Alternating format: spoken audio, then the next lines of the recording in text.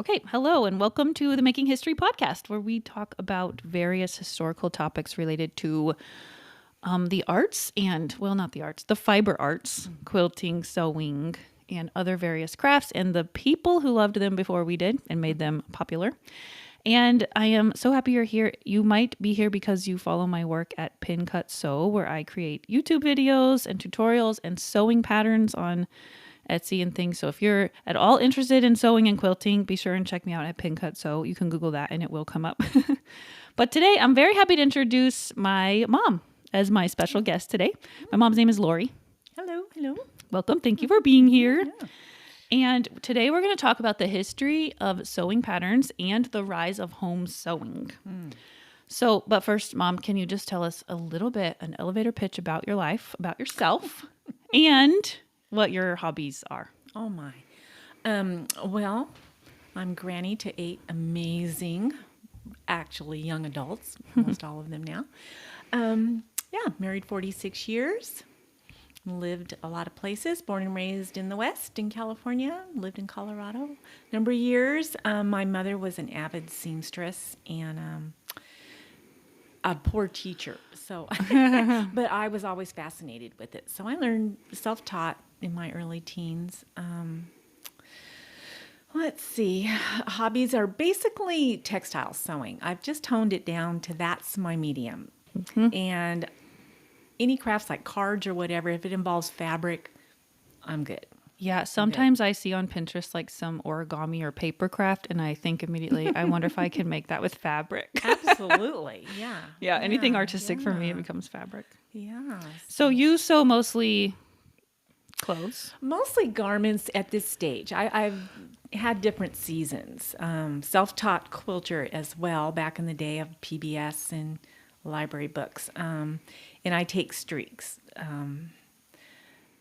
I remember your mop doll streak. Yes. In the 90s? And I did 90s? puppets. That's right. For Yeah. church. Yeah, the big ones.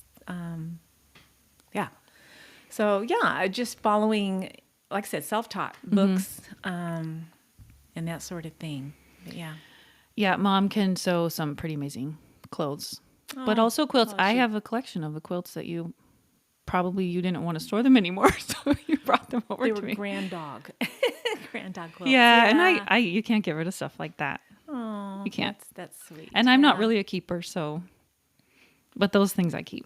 Okay. Okay, so you're the perfect person to talk about the history of paper patterns with because you like to sew clothes and because your mom sewed them, so you have generations more experience with these actual things we're going to talk about than I do.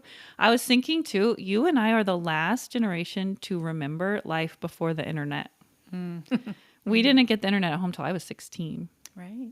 And then I feel like social media is a whole different thing. It is. And social media was birthed when my kids were babies, so That's right. only we are left to remember life before that. So anyway, I'm going to just tell you what I've learned. The book I mostly reference is called The History of the Paper Pattern Industry by Joy Spanabel Emery. She has passed away in recent years, but I have listened to a little bit about her and how she put this together. She did extensive amounts of research in paper patterns. And now there's even a paper pattern archive that you can visit. I think probably in New York or somewhere like that. I don't remember. So this is what I'm mostly going to reference, and I'll put the link to that in the show notes below. So I'm going to tell Mom what I've learned, and you can just interject as you want. Alrighty. So way back in ye olden days, even as like the 1500s, do you feel like that's when they stopped wearing mostly robes? They have found remains, I think it was in some Nordic country, of a bra. As we really? would call it, yes. They found it in a midden, the trash heap of some castle, and it dated to 1400. And I think princess seams appeared in a painting around in the 1400s as well. They Wow. were very subtle. But yeah, because everything came off of a loom, you know, Right. in rectangles. So Right. and then sometimes they'd lace them to make some fitting. Yeah, so they were shaping things bias. in different Yeah, ways. And they yeah. didn't have like buttons really, No. right? They laced. That's true. And I think maybe the military was the first to adopt buttons. I'm not Oh, sure. that's that. a fun Yeah. tidbit. Zippers weren't till much later. Right. So anyway, Around the 1500s, though, is when tailors started to kind of rise to the occasion Yeah. and form clothing for people. And there was no system of patterns at the time. And so these tailors were highly skilled people that would have like a strip of fabric, and they would take all of the measurements of a person on that one strip. So there would be all these markings. And then they would just freehand draw. Don't they still do pieces. that in Savoy, Yes. the Savoy district of London, I think? Yes, there are tailors. Obviously, Yeah. only the very wealthy can afford that nowadays. Yeah. But Casey and I actually watched this. It's kind of a horror movie. I don't know if most people would really like it, but it was called The Outfit. It was actually a really good movie, but it was just, I remember it being bloody. And it was about a tailor. He had his expensive, fancy scissors that were his pride and joy, and he could just freehand draw. Yeah. And that was like in the 1940s. Wow. And he made suits for mobsters. But anyway, Oh. the part for me that was fascinating about that movie was watching him freehand pattern pieces. And like a 3-piece suit is not really a basic or simple design. No, it's not. So they were highly skilled professionals, basically. And then they started writing their methods out into books, these tailors, Okay. and selling them to other tailors.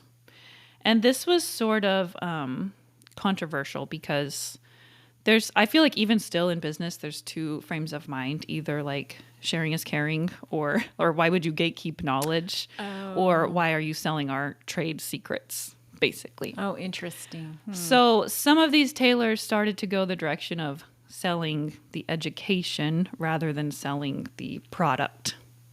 Does that make sense? Exactly. And I hear that on podcasts. For especially in couture sewing, Yeah. these classes for women that are a little beyond my reach. But they go to France. I mean, these are like 8-week, 12-week Courses that require visas and everything. Yeah. And in Whoa. England. Yeah. to just learn how. In Italy. Yeah. Wow, yeah. So they eventually did figure out systems for themselves to make pattern methods so that they weren't having to start from scratch for each new customer that walked through the door, basically. And so this was kind of how it was up until the 1800s when everything changed. But I also wanted to point out, because this was not really addressed in the book, it's not like there weren't regular women sewing for their own families Exactly. in all classes. And so we discussed these tailors like they were the only people making clothes, but I think we have to remember that there was a whole lower class of people that were always sewing clothes. And these people were probably very, very skilled as well. Because it's not like they were just wearing robes. They were wearing the clothes too. Exactly. Yeah. Yeah. They might have been wearing them out of less expensive fabrics, or they might have been less fashionable. But I don't think that you can say the rise of home sewing started after the sewing machine. No, I think, and it was a totally consuming occupation of women to spin and to create the cloth and then Yes. to sew, and it was constant. And often they went and got the wool off the sheep they also had. Yeah. Yeah. Yeah. It required all hands on deck in the family and hired help or Yes. indentured. And so thinking about that, I wonder if those women actually did have a system of patterns for themselves long before they were commercialized. Don't you think they took apart old garments and kept them for patterns for new ones? Most likely. That's an interesting concept. You know, I hadn't really thought that far back about the, what would you call that? The blocks. They call them the blocks. Yeah. Yeah. Or like a sloper For today. women, yeah. Yeah, so I think women are really smart and resourceful when it comes to saving time. And I think they were probably doing these things.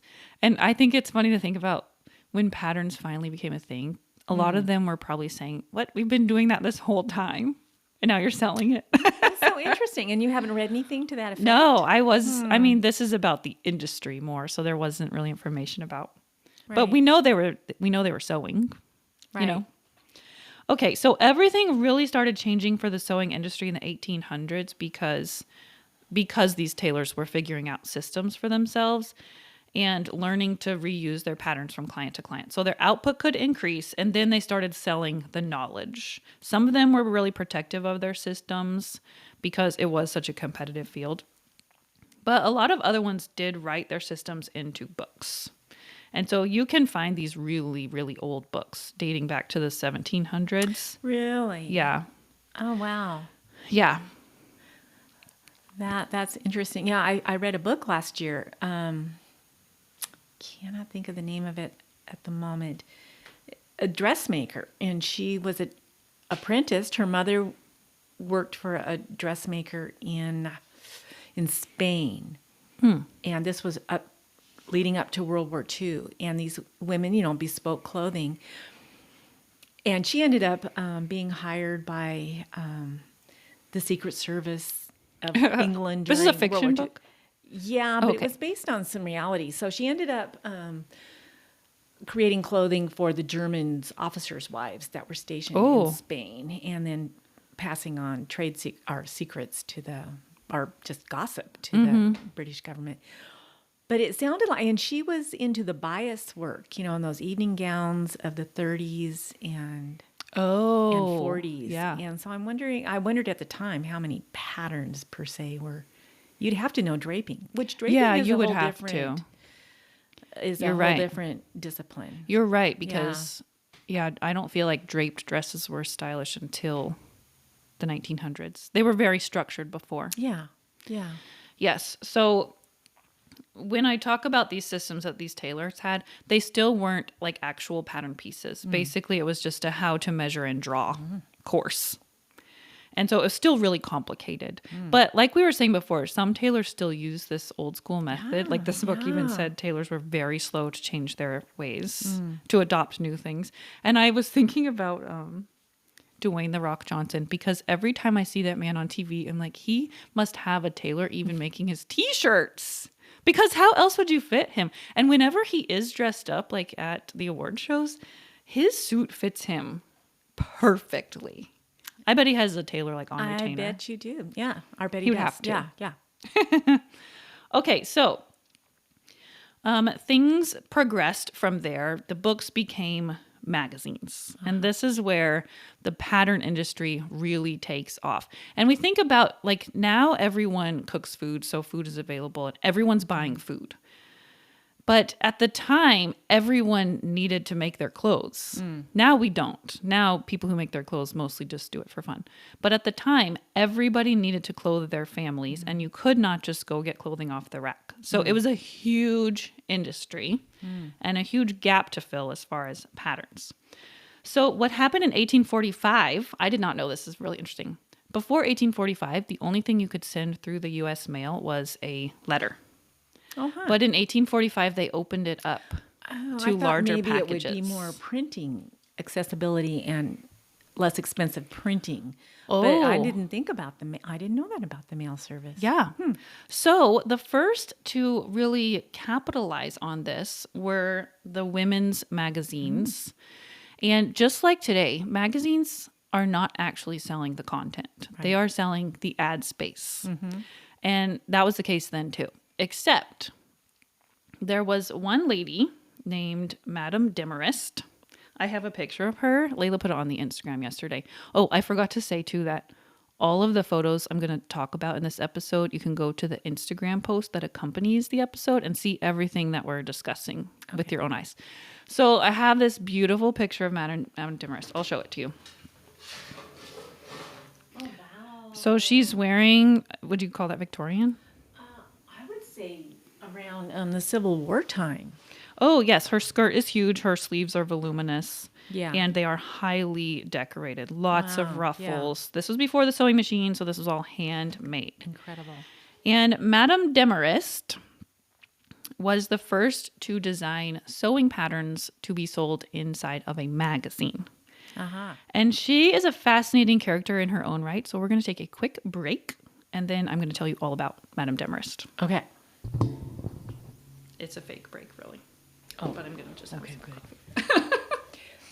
Well, during Regency, the whole Savoy, the tailors and all that, because all the fop, the guys and nobility would wear all the lace and the vests and all the embroidery and the knickers.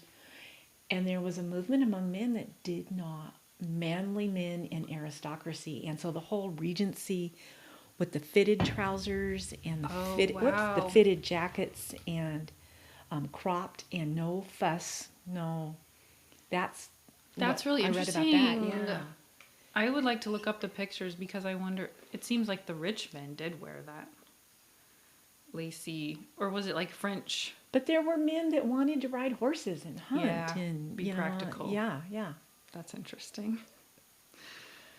That's funny. It is also funny how much historical fashion fashioned themselves after the French because they were so like Why? crazy looking. Yeah.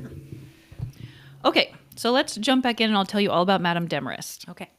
At this point, they had started making sewing patterns like we know them today, but they were more like a grid inside of a magazine with graph paper, sort of, and it sort of just told you the measurements and how to cut out this basic, usually a bodice because the skirts were just rectangular. So it was more like that you would grade it up. Yes. So this was just like examples in miniature. Right. In miniature. So it still took people a long time to copy these designs. But for the women who wanted to be more fashionable, they were all over it. They were like, yes, we want this.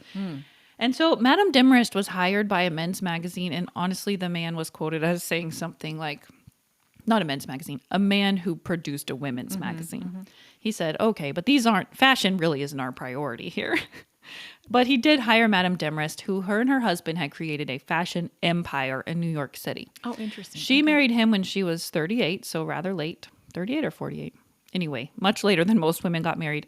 And he pushed her into business and said, why don't you open your own hat shop? Which, for the time, totally unheard of.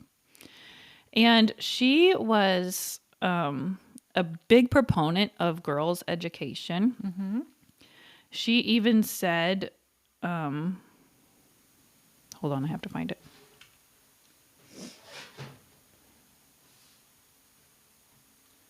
I'm looking.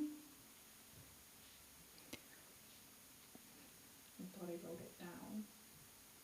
Well, just to be interested in fashion and have the time and you could tell that times were changing, that women had enough leisure to have two thoughts to think about. Yes. Fashion.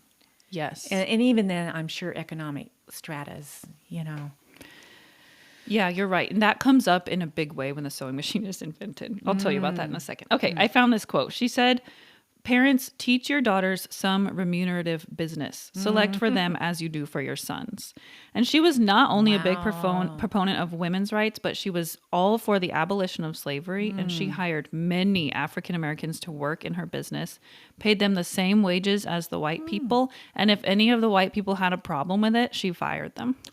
Wow, that's So amazing. she was quite a lady. And later, when they were older, they sold their fashion empire and they donated all of the money from it to these causes for women's rights, African Americans' rights, the abolition of slavery, and the prohibition of alcohol, which I think is really funny. Well, boy, that's really inspirational, though. I know. Wow. And so after her designs in this magazine that she'd been hired to create did so well, she created her own magazine, her and her husband. I think his name was Henry. So they created their own magazine, and you can actually go online, and I'll put this in the Instagram post or in the notes because you can see the entire first edition. Someone has digitally archived it. And there's ads in there for things like Zales diamonds and Steinway pianos and some of these always expensive and timeless brands. Wow. And so the magazines had articles, of course, directed toward women, and they had periodicals. Back then they would hire writers, and writers would write one article at a time in the same story. You're right. So even Dickens wrote for serials. Yeah. That's what they're called. I actually personally hate reading it. Like, I love classics, but I just try to get through North and South. And I've seen the movie, loved it, or the miniseries, and the book was so boring. I'm like, why is this so boring? But it turns out it was written for a periodical, and they had like word counts. And I think if you're reading it from month to month, it's more fun than trying to. Right. It was such a slog. Anyway. I can see how that was a brilliant business tactic, though, to get people to keep subscribing. Yeah. Yeah. So, but the real purpose of these magazines was to sell the sewing patterns. And it's hard for our modern minds now because, like I said, not everyone is out there to sew their own clothes. But at the time, everybody needed to sew clothes. Or even if you had a dressmaker, and there were middle class dressmakers, that weren't all high end, they would want the patterns, I would think. Yes, and they wanted to be fashion fashionable. inspiration. Yeah. Yes, and so she was really, really happy to get those fashions out to more demographics of people than just the New York socialites. And so she continued this for a very long time. Like, she was the very first to do it. And she was the first to start putting actual patterns for sale, like with pattern pieces. Ah, okay. So at the time, they weren't printed, though, onto a tissue paper or anything. They were punched and cut. So hundreds of stacks. It was an acid-free tissue paper, interestingly, which is why you can still find these vintage patterns and pull them out of the envelope and they're still totally fine, because it was acid-free paper. Even before they realized that would preserve them. It was similar to like the meat packing paper. Like butcher paper. Yes. Okay. But that thin kind. So they would cut them out with like a big die cut, and then they would punch them for the markings. So then you're still kind of on your own with instructions. I read some of the instructions in these magazines, and they were really basic, like very primitive. But most people knew what they were doing. So they already knew the construction of garments. Okay. But because they were die cut, when you punch through so many layers of something, the bottom ones are always going to be wonky. So that was a problem. That was a problem. Because obviously they didn't have like the machinery we have now. Right. To do it. But it was better than trying to draw it from the written instructions. Like, some of them would even say, before the cut and punch patterns, some of them would say, draw a line equal to the measurement of your bicep plus something or other. And it was so much work. Okay. Stop right there. Because as I mentioned another time, that I've gotten into pattern drafting, not draping, but drafting. Mm-hmm. And it is just so much more accurate. To draw it. Paper patterns still have problems. Yes. And our bodies are so varied. Yes. So varied. So I have learned about cap height and that. I've learned how to draft a sleeve from scratch just using measurements. And it's pretty fascinating. So yeah, so points for the old way. And if you've ever dealt with a Berta pattern magazine. Yeah, I know. Which is, when we were overseas, I would get them. They were in Russian. But, oh my goodness. Though. That's that how the just gave patterns me a would come migraine. before the cut and punch, is all the lines were superimposed on each other. Really? Mm-hmm. That's So what a pattern looks like. Interesting. How some things have not You're changed. probably right. And also, these patterns would only come in the one size. It would just take the average size of what woman. What is average? I just have never quite figured that one out. Although I wonder if things were a little more average then than they are now. Do you think because people had less because weight of on our them? poor American diet? Yeah. But even still, like, fitting for me, I'm so short-waisted. And then as you age, things are just so different. Trying to fit myself is so complicated. But even like my teenage daughters, they're tall, they're very small-waisted. Natalie's really short from shoulder to armpit, so I always have to short. Everyone's so different. Exactly. But people had the knowledge and skills. They've been sewing dresses for themselves for their whole lives. So they probably innately knew where they were different. Does that make sense? Yeah, perhaps. Yeah. Yeah. Okay, so the women's... And that said, you could corset it in. Or, that's true. And some of them were just more forgiving. Like the dress that you showed that was Civil War, they weren't fitted sleeves. And often the sleeves were detachable. Yes. So there was that. That's interesting. And you could let things out and in with laces. Yes, I did read about that in one of the old magazine articles, that the seam allowances were really big in certain places. Not everywhere, but certain ones that you might want to let out are in. And hems. Yeah. Yeah. Yeah.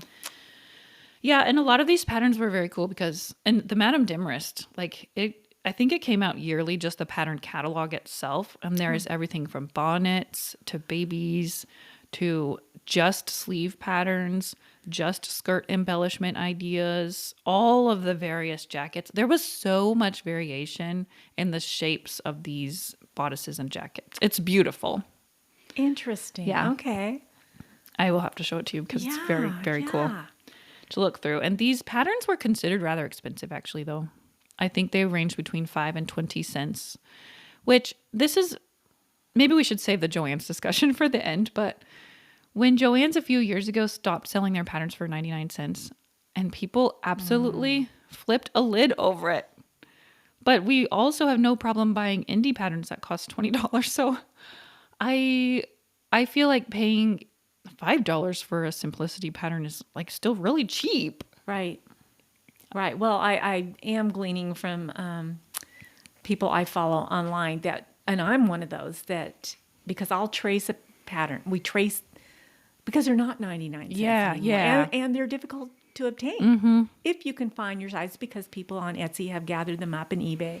Thankfully, you know, they haven't ended up in the landfill, but so you just don't take them quite for granted. Yes, I agree. And you don't have to buy as many. I guess we don't need to be such consumers, right? Well, yes, and even talking about clothing, I mean, women had maybe 2 dresses. One good, one every day. I mean, life smelled different. It had to. And you wore undergarments to protect your outer fabrics. And I remember when I was a newlywed and pregnant and I started sewing for myself, we lived down on a ranch. I had 2 church dresses that I would alternate. I know what one looked like because you made a doll dress for my Upsy baby. Rose baby. I actually think I still have that, Mom. Oh, golly. She made my doll a dress out of her maternity dress. Yeah. And I kept it. My girls played with it. So that is about to change, though. The women having only a couple of garments with the invention of the department store and the sewing machine. And the sewing machine, when it finally got perfected, there's some really funny looking first models of sewing machines, but the guys kept at it. And Singer kind of won out as the go-to model, kind of like the Ford that everyone could get and would work. But they were still very expensive. Yes, they the were. first lightweight machine was $125 in the 1800s, and that's about $3,000 today. Yeah, exactly. So how could they market these to general people who didn't have the money for that? So Butterick Pattern Co., which was making magazines and patterns alongside Madame Demorest, they put out an ad to new brides. And they said, let me find the quote for you. This is very funny. From a marketing perspective.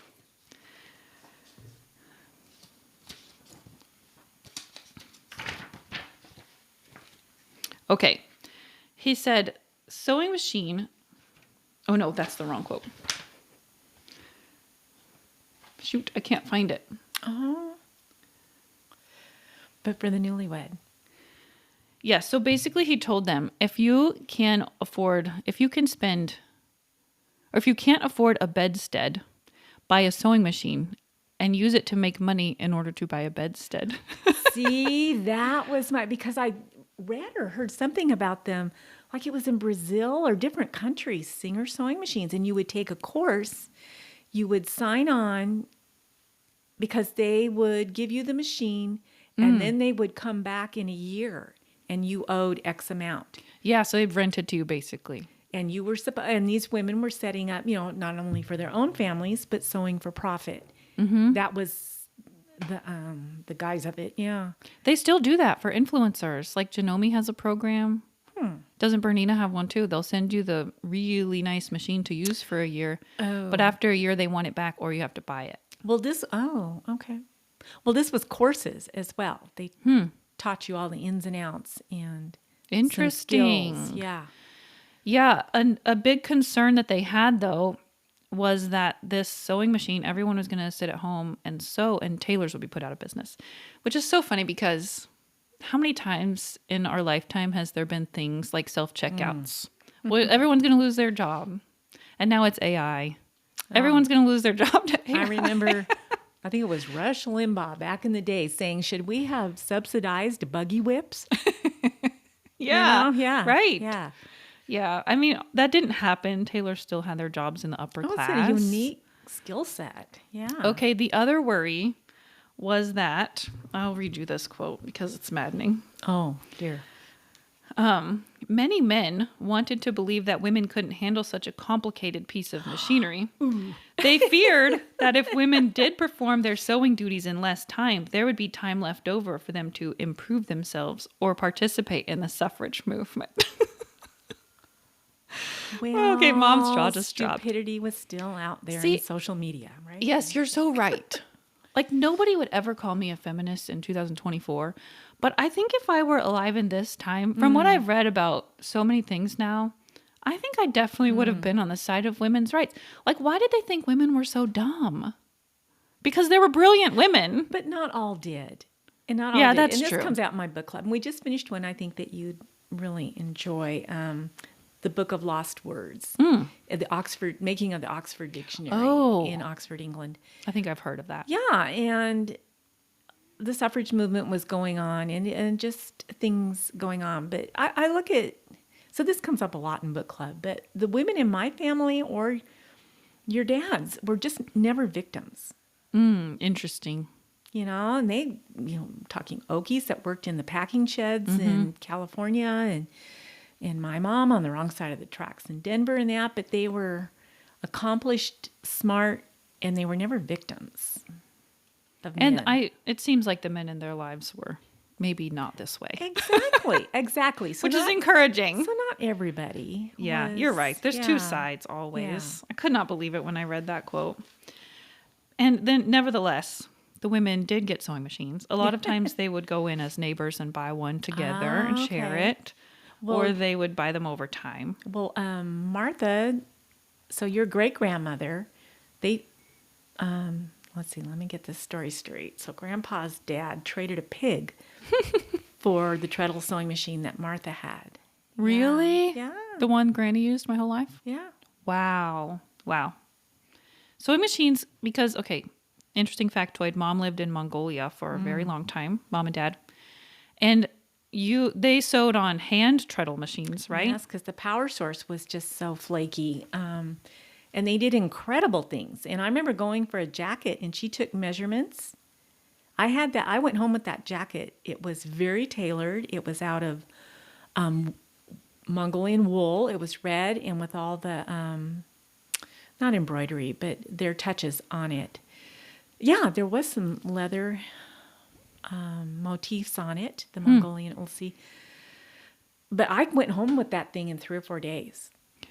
Oh. I think I went for one fitting of maybe the sleeve lengths. Wow. It was incredible. And here she was doing that, and her husband was sitting, turning like the ribbon to do the buttonhole, the Asian type. Mm-hmm. What do you call those? You know what I know what you talking mean about? with the cord. Frogs. We used to call frogs. them frogs, but they don't call them that. It was just incredible, and think fit like a glove till my body changed. Yeah, I remember you had pants tailor-made for you. Yeah. Wow, and on those They did amazing things on those. And I don't know how they did, because they were basically sewing one-handed. Yeah, because your right hand turns the wheel, basically. There's a handle on the side wheel, right? I couldn't do it. I gave it a go, and I just couldn't do it. It would be hard not to be able to guide it with both hands, for sure. Exactly, yeah. But these women were, you can imagine, thrilled not to be hand sewing every little thing. It really did save them a lot of time. And they were also just really happy to be fashionable. Yeah. Thanks to Madame Demorest and these other magazines. So at this point in time, lots of other companies that we still have today, Butterick, McCall's. And McCall's was the very first to make the printed paper pattern. So they were the first to say, and they patented this. Within the magazine or not? Well, the magazine had all of the designs. I have obtained a McCall's magazine right here from 1926. And I'll show you some of the pages, and I'll put them on the Instagram too. But the Making History podcast Instagram, in case you want to go there. But they would have all of the designs in the magazine, and then you send away for the patterns that you wanted. And in this 1926 magazine, they ranged from 30 to 50 cents per pattern. That's pretty pricey. Which was substantial for the time. But I think they were just less consumer minded, and they would probably use it a lot more. Considering that we were buying them for 99 Yeah, cents, I know. That's what got me later. thinking about that. And we had the gall to complain about our 99-cent patterns. Yes. So McCall's patented this. McCall's was started by a man named James McCall from Scotland, but he didn't own the company for long. It changed hands and it went into the hands of a marketing director who did a bang up job. And he's the one who kept it going and made it one of the giants of the industry. But they were the first to print the lines onto pattern paper with markings, and they included instructions, and they included an envelope with a picture on the front. So no longer were people having to spend so much time drafting and drawing and trying to figure out what piece is what, because the pattern pieces had no markings before. Okay. Not even like, what is this? Oh. And the instructions were usually just on the envelope and maybe like 3 sentences. And they would say, Sew it together. sew sleeve to bodice. Yes, basically. It was really, really primitive. Wow. So things really shifted after that. And once their patent ran out, of course, all the other companies were also making printed patterns. And this is still how they're packaged today. So they haven't changed a lot since. I think the instructions have gotten more simplistic because not everyone knows what they're doing now. I mean, I've sewn with vintage patterns and the instructions assume a lot more knowledge than... Yeah, Berta style is very sparse as well. Yeah, they never evolved. I think that's funny. I have that note here in my... Yeah. They still make the... At least you get them full size. You don't have to draw them, the pattern sheets, but there's so many lines on those pattern sheets. It'll just make you lose your mind. They will. I've done it. Yes. It must be working for them. Yeah. It must be. Yeah. So the turn of the century...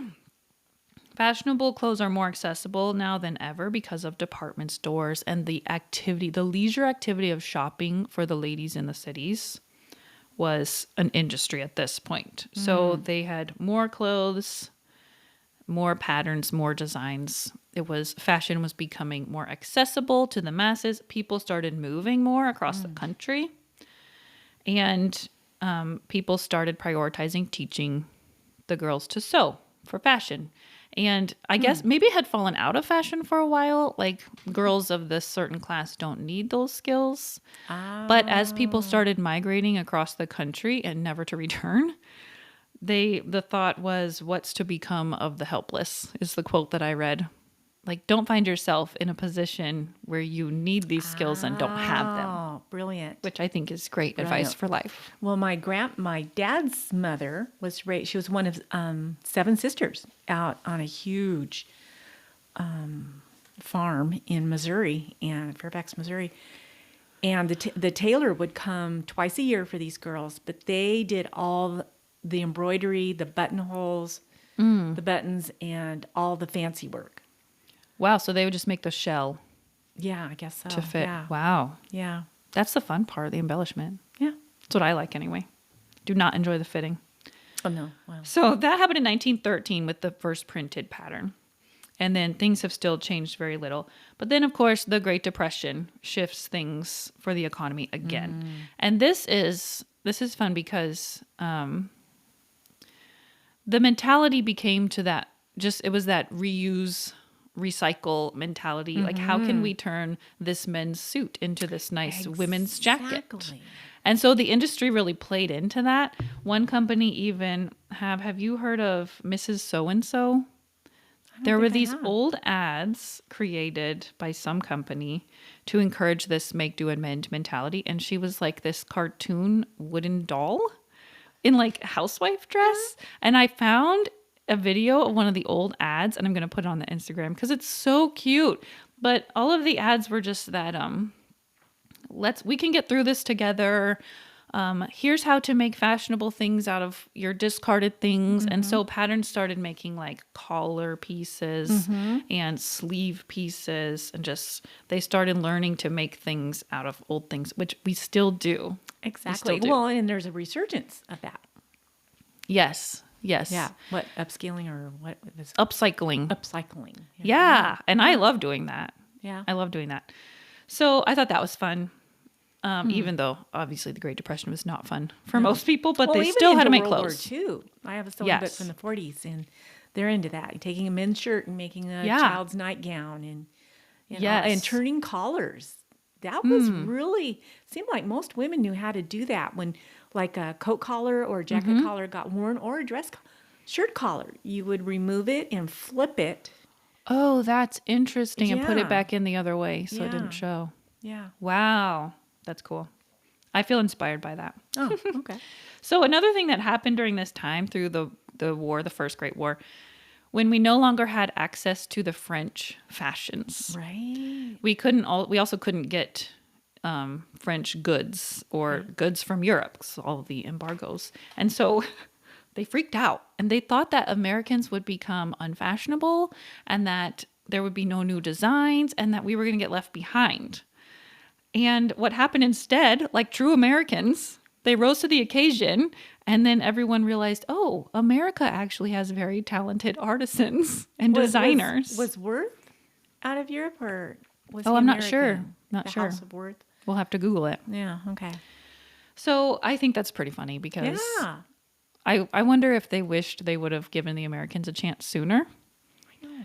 And in this 1920s magazine, I was reading some of it this morning, and there's a whole article in there about copying the 1920s French fashions. But a lot of the articles would say, but here in America, we like to wear our silks and everything.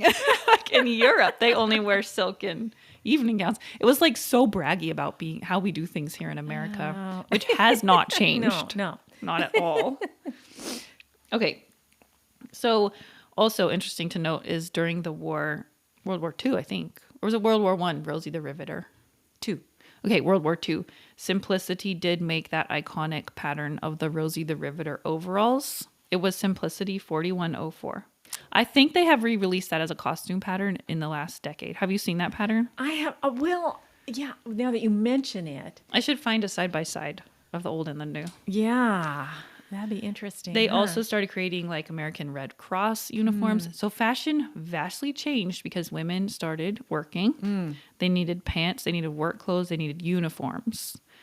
And Well, the book that you and I read, The So Big, when she got prosperous enough that she wasn't digging in the dirt all day long every day, that she went to the shirtwaists. And in this right. book on the Oxford Dictionary, I mean, and I read an article too, just about the same time, about the popularity of the shirtwaist, because women, before that, everything buttoned in the back and you needed help. And the shirtwaist buttoned in the front. And interesting. it was a more comfortable uniform. And it just gave you more independence. Yeah.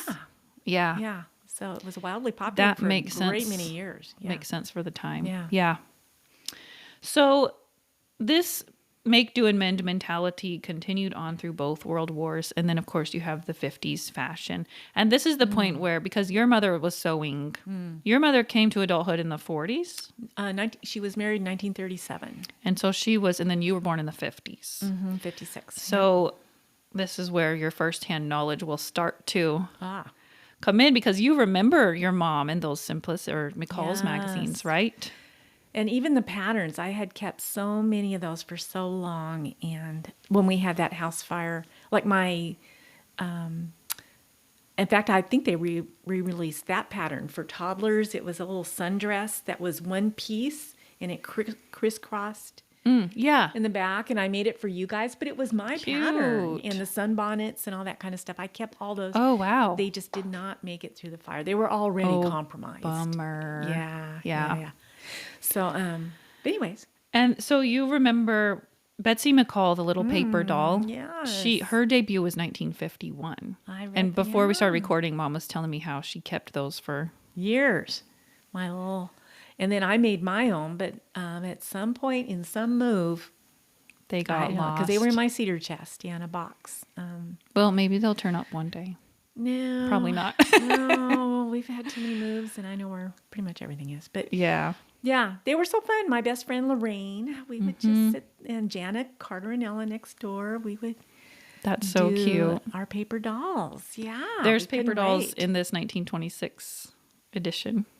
I'll show you. And Mom, I was itching like at 4 years old, and until I could command scissors, Mom would not give me those stinking paper dolls. She'd saved them until I had command of scissors, so I man. wouldn't ruin them. Your mom was something. Yeah. I was giving my kids scissors like as soon as they could. I don't know. I have like, here, Toby's have some little paper. scissors. I have his little scissors in the car. Do you really? I cut off tags and stuff with them. In this magazine, the paper doll page, it has it has corresponding patterns at the bottom. So the little baby and the mom are wearing clothes, and you can go purchase the patterns to match the paper dolls. So cute. When I was growing up, you used to subscribe to Mary Englebright magazine, and there was paper dolls in there that you give me. Yeah, that's right. I've always loved paper dolls. Yeah. So the dresses in the 1950s, because, the 50s housewife. The new look. They called it the new look. The new look. And the rise of the middle-class American housewife. The skirts became more voluminous, and sewing was thriving until the 60s. And that sort of began the decline of home sewing, the 1960s, which is funny because that's when you started. Exactly. And in my book club and even in my quilting group, there's a couple of garment sewers. One of them does alterations for formals and stuff, but they just purposely never learned to sew. Like it was beneath them. And it was always the creative aspect to me, and the fabrics and the touching and from making pillows to all kinds of things. And I also encountered that same mindset when it came to learning how to type. Oh, really? Oh, yeah. In fact, I worked for a woman who said that she purposely would not learn to type because she'd end up as a secretary. Well, fast forward, and we all need yes, everybody. Keyboard. You know what? I didn't even have to teach my kids to type. They picked it up through life because it's so much a part of life. Exactly. Oh man, that's crazy. Do you think it was that post-war mentality? Women don't need to do those jobs anymore? No, I think it was more the feminism. Okay, yeah. And just throwing out the baby with the bathwater. And to me, it's a life skill. And when I did work, when you guys were in high school and college and that, there were young women from the district office down the hall who would literally trash pants because the hem ripped, or oh no, didn't know how to sew on a button, didn't know. And I thought, this is not, and Granny used to say, I wouldn't tell it. Yeah, life skills. Yeah, I think it's life skills. And I think young guys need to learn them too. I do too. But you know what? Whenever someone tells me they can't sew on a button, I'm like, what's hard about it? You look at the needle, you look at the button. Yes. It just makes sense. I mean, soldiers used to be issued sewing kits. Yes, Casey And has one. Yeah. Sailors too. I mean, Natalie has one in her ballet bag. Yeah. And they sew on their ribbons to the point Life happens. It needs mending. Yes. What did you say? I said life happens and it needs mending. Yes. I love that quote. Oh, well. I'm going to put that on the cover page of this episode. Okay, so I'm going to point out some funny things in this 1926 magazine. Okay. First of all, it's beautiful and it's huge. I would say this is like 11 by 14, this magazine. It's in rough shape, but I did get it on Etsy. That's incredible. And it wasn't really expensive. The funny thing about this is the ads in here. Oh, I know. This one says, this is for toothpaste. There's lots of toothpaste ads, which is funny because Americans are so obsessed with their teeth.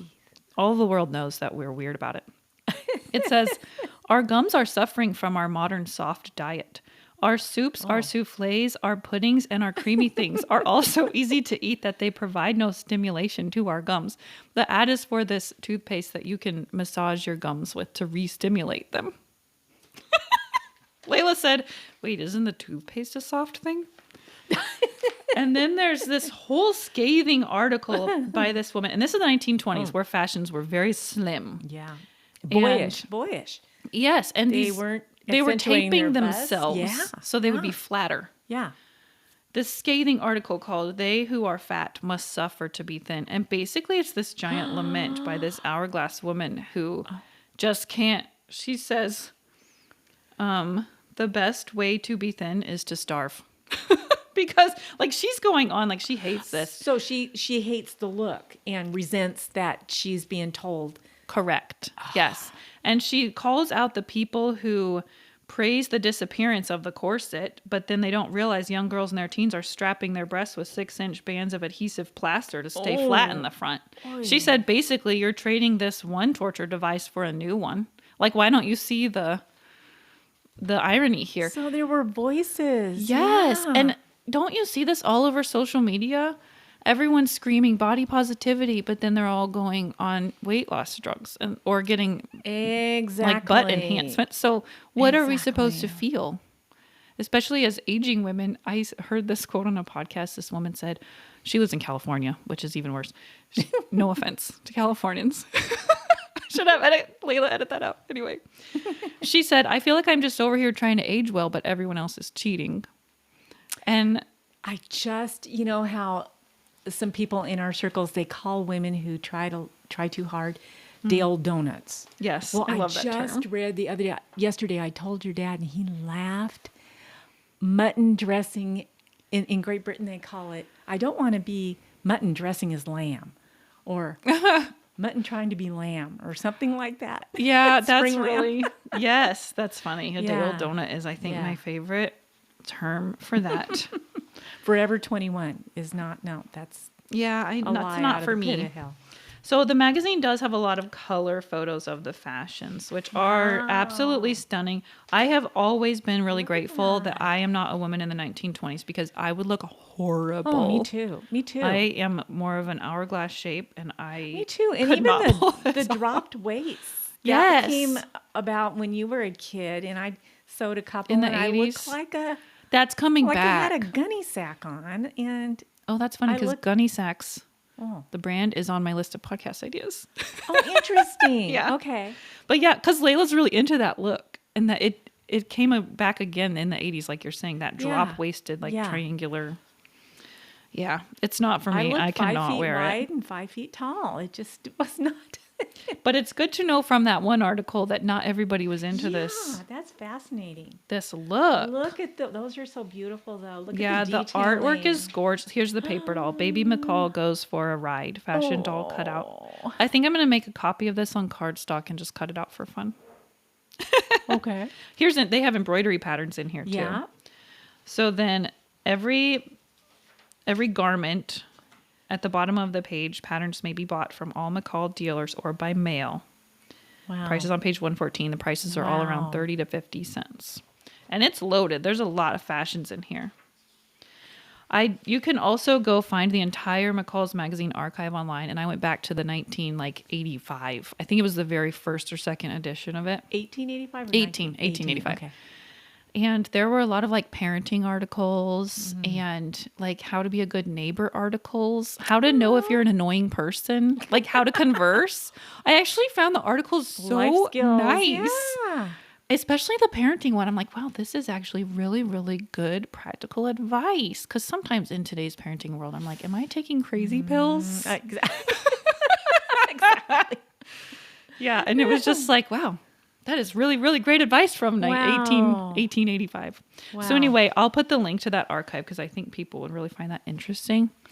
And then before we leave, what do you think might happen to these pattern companies with Joann's closing in America?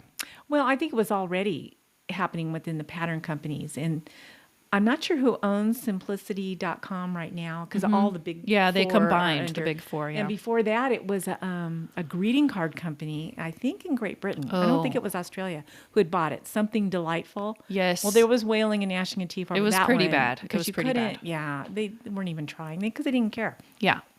So I don't know. I think it'll land on its feet somehow. There's complaints with the indies, and I use a lot of indie patterns, that they're all boxy. They're Yeah, not. I There's complain not about a that. lot of shaping or detail. I think Itch to Stitch, I think, does a good job Mm-hmm. in shaped garments. Also, Mimi G has, the Know Me patterns is like Yeah, a yeah. new pattern brand connected Yeah. with the big four, and they seem to have some really modern, sort of different aesthetics. So I find that it encouraging that they're still adding Yeah. designers. And Vogue, I think Vogue Yes. still puts out, because what is it, Carlos, his name? Yeah, I know who you're talking about on Instagram. Yeah, new designs. And they're still hopefully- designed by designers, Yeah. like famous ones. Yeah. Yeah, exactly. And some of their old designer ones are very sought after. There's entire Facebook pages after Yeah. certain designers. So hopefully they'll take a deep breath and they're going to have to remarket. Yeah. And who knows what happens to Joann's? Maybe somebody will take up the reins and get rid of the polyester. No, I think it was just announced yesterday that they are. No, I know that they are Oh, toast. yeah. They are toast. But you know what? They needed to be toast. And it was more their, get me on this, it was their service. Yeah. It was their service, and the poor people who worked there were, they were understaffed. Yeah, They Natalie, were, my daughter, worked there. It was the most Yeah. miserable job she ever had. yeah, boxes everywhere. And the one that I went to here, everything was on the floor. I know. And no third world fabric store. They're all on rolls and just jammed in, but they would never. I mean, they knew their inventory. Well, any store. I've never seen any store like that. It was pretty bad. I thought maybe they Yeah. were closing because there were just boxes everywhere. I do really feel for people who need Joann's and don't have another option. Oh, but I know. We all are. I also am really hopeful that this will allow the local fabric store to reemerge. Also, I know people have a hard time buying online, but now a lot of shops will send samples. Right. You can get samples of thread charts Right. from thread companies, and Well, one challenge with getting the samples is from some of the fabric houses that it's gone by the time you get the samples. Oh, yeah, that's I really interesting. like this. Now, there's some others, Mood Fabrics and different ones. there's also a chart available, I think, in a book form. I think you can get it on Amazon with the different fabric types, Yes. like actual swatches. Because I think if you know your fabric types and you know what Yes. colors look good on you, Yes, that those helps. two things can help. They help a lot. What would make my heart sing is when you lived in North Carolina and all those empty The mill towns, yeah. mill towns and the fabrics. I mean, the buttons came from I have old antique Coates and Clark threads that were manufactured in North Carolina. Yeah. On the wooden bobbins, so that's how old they are. Yeah. But still, wouldn't that be something? Yeah, we if mills could come got back. in, and if it costs more, well, maybe we just need less. Yes. I would was like going to say see that too. Americans go more for quality. And this was a discussion at Quilting Group the other day, just about being textile snobs and not being able, with the humidity here, wearing polyester and all that. And natural fabrics tend to wear better. Yes, I was shocked in this magazine when it was talking about the silks. We Americans like to make all of our garments out of silks, even stockings. Can you imagine now? It would be costly, but your things would just last. Mm-hmm. Yeah. I hope that too. I do think consumerism is more of a problem than the cost of fabric Yes. among Americans. And when things are what, the Brits call it dear. If it's dear, then Yeah. it'll become dear to us, that. Yeah. Yeah. And we can just afford to slow the heck down. Like I said in Yes. my YouTube video yesterday. I liked that. Like I you don't liked have that. to churn out so many things. Yeah, so we'll see what happens with fabric stores, but I for one am hopeful. Yeah, me too. Me too. Commerce usually seems to, when I tell people the huge resurgence in sewing, they look at me like I'm crazy. And Yeah. I think, when the blog started up and all that, I was just thrilled. And to know the young people and Yeah, and the sewing community is the absolute nicest, Yeah, kindest, exactly. most encouraging community you can find on the internet. exactly. I heard a podcaster say recently that she was from not South Africa, New Zealand. And she said that social media can be weighty, but the sewing community is just lovely. Yes, they They're just are. encouraging and lovely. They are. Yeah. Okay, we're going to end it there, Mom. Thanks Okay. so much for joining me. This was fun. Thank you. Make sure if you enjoyed this podcast, you go leave a nice 5-star review if you thought it was 5-star worthy. And just anywhere that you listen to podcasts. And I will see you next month. Yeah.